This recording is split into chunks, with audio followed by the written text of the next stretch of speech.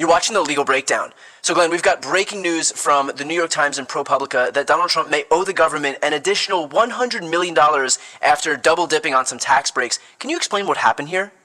Yeah, let me try to take our viewers through this. It's kind of dense, and anytime tax law gets involved, it can pretty quickly become confusing. But here are the basics. So in the early 2000s, Donald Trump decided he was going to build a glass-encased 92-story skyscraper in Chicago. Took out lots and lots and lots of loans from Deutsche Bank and elsewhere. And ultimately, after he built the building, he realized he couldn't sell the space and he couldn't meet his financial obligations. He couldn't even service his debt. So, under a provision of the IRS tax code, he had the building declared worthless. He is one heck of a businessman. Declared worthless for tax purposes. And he took a $651 million loss on his taxes in 2008. But he wasn't done there, Brian. 2 years later, in 2010, what he did, according to the New York Times and the ProPublica reporting, is he then shifted ownership of the building from one of his partnerships to another of his partnerships. The New York Times reporting equates that with basically moving your coins from one of your pockets to the other pocket. And then he declared another loss, this time $168 million, and he got himself a nice tax refund as a result of $73 million. Now, this was all discovered, it looks like in part, by some of the evidence that came out in his New York fraud trial. There was also a 2022 congressional report discussing some of this, and a whole bunch of investigative journalists put it all together, and they're now reporting out that it looks like he may have violated tax laws to the tune of about $100 million plus penalties, plus fees, plus interest. And I am no tax expert, but in the New York Times article, they said they consulted with 6 tax experts. One is on record in the article, a gentleman named Walter Swidetsky. Apologies if I'm mispronouncing the good professor's last name. And this law professor is an expert on the law of partnerships and taxation. And here is his assessment. This is a quote. He said of Donald Trump, quote, "I think he ripped off the tax system," close quote. And I will leave it with Professor Swidetsky's estimation of what Donald Trump appears to have done here. Yeah, it seems like a safe bet. Even if you don't dig into the details of Donald Trump, it's a safe bet to just say that Donald Trump has probably ripped off the tax system. Glenn, can the government still go after any of these funds? Is there a statute of limitations issue here? What could happen next? Yeah, that's a great question, and I don't want to pretend to know more than I do about the tax laws and the tax regulations. But what I will say is, even if there are statute of limitations issues, those generally apply to criminal prosecutions, not to the government collecting money it is owed courtesy of tax fraud. So all of this, and it also depends on whether this was an ongoing course of criminal conduct. You know, one of the things that I think we don't always recall when we're talking about a statute of limitations, which is just a fancy term for how long after the commission of the crime can somebody be prosecuted.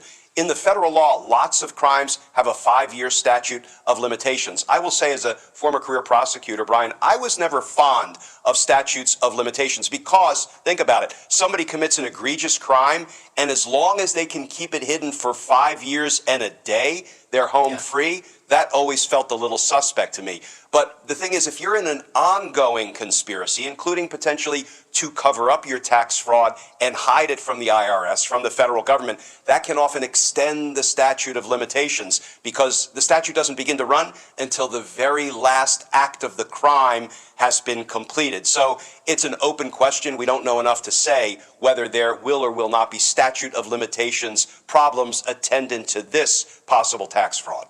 And is this a federal or a state crime? And who would bring him to court based on that question? So here's the thing. Anytime somebody commits tax fraud, you are committing crimes in violation of the federal law and in violation of the state law.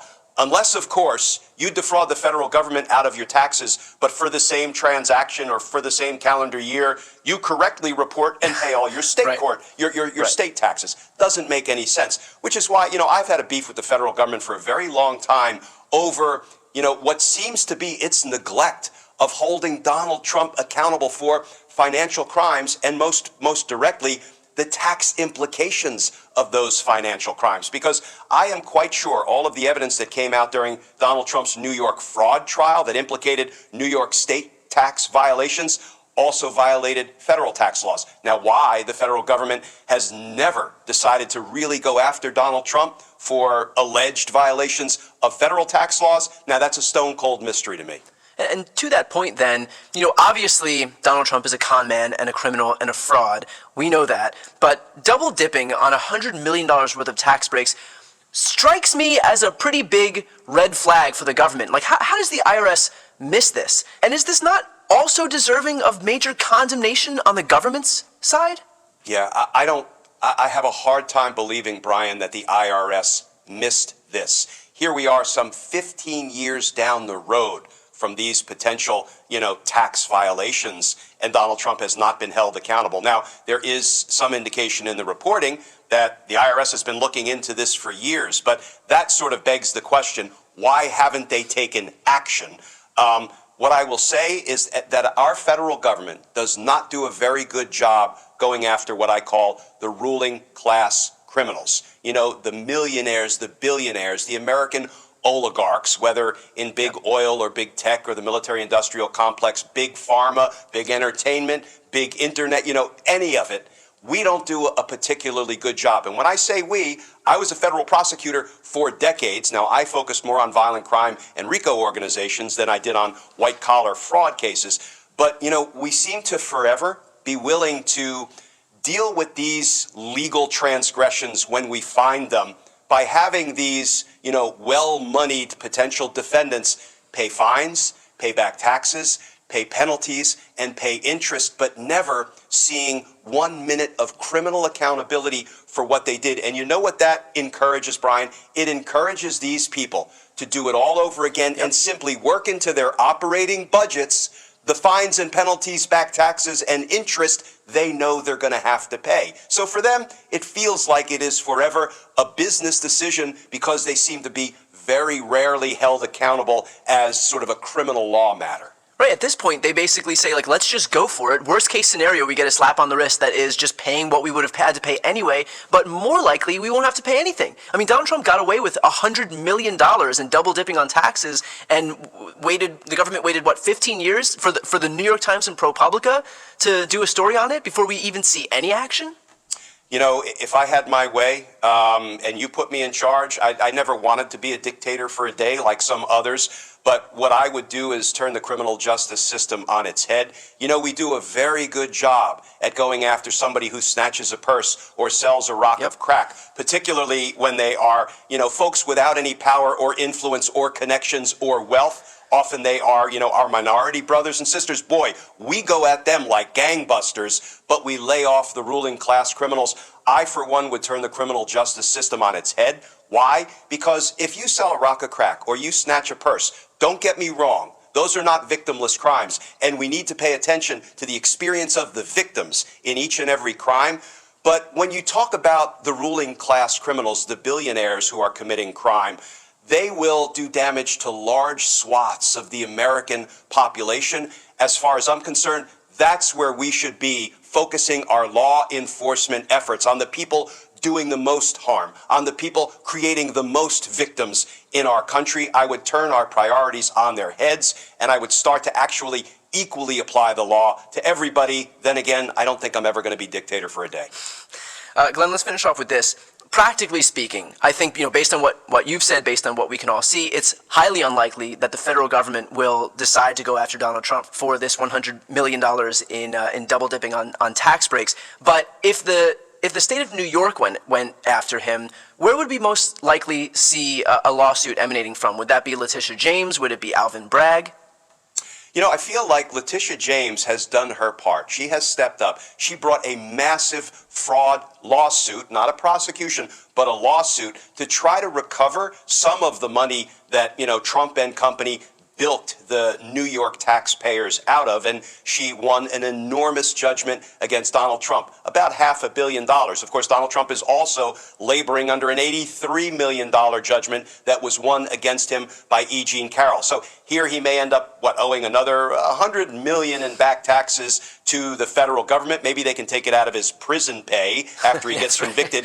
After he gets convicted in one or more of his at a rate of what, like $2 a day? Yeah, they'll get about 10 cents a day. Yeah. But to answer your question, I feel like enough with the civil suits being brought against Donald Trump. Not that I would sort of dismiss anybody who has a winning cause of action against Donald Trump, but at this point, it's all about deterring this kind of conduct. And the way to most directly deter not only Donald Trump, but others who would choose to follow in his footsteps is to prosecute them for their crimes. So, if there are cases to be brought based on this latest revelation, I sure hope the evidence supports bringing criminal prosecutions against him, not just trying to claw back some of the money that he never should have received in the first place. Right. The whole point should be that there has to be some deterrent here so that he and people like him don't just keep thinking that this is okay, because that's the message that they're getting right now. Not just on the tax stuff, but basically on everything. I mean, there's a reason that Donald Trump is so quick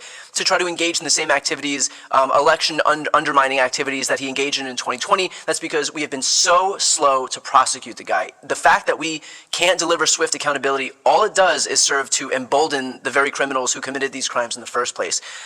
With that said, we'll continue to keep an eye on this. It is a pretty sad commentary on the state of criminal justice in this country that it takes the New York Times and ProPublica to unveil what's happening here before the federal or state governments will actually do something to make up for it. But again, we'll keep an eye on it, and hopefully we do see some movement so that, again, to the exact point I was making, we don't continue to embolden these criminals like Donald Trump. With that said, I'm Brian Tyler Cohen. And I'm Glenn Kirshner. You're watching The Legal Breakdown.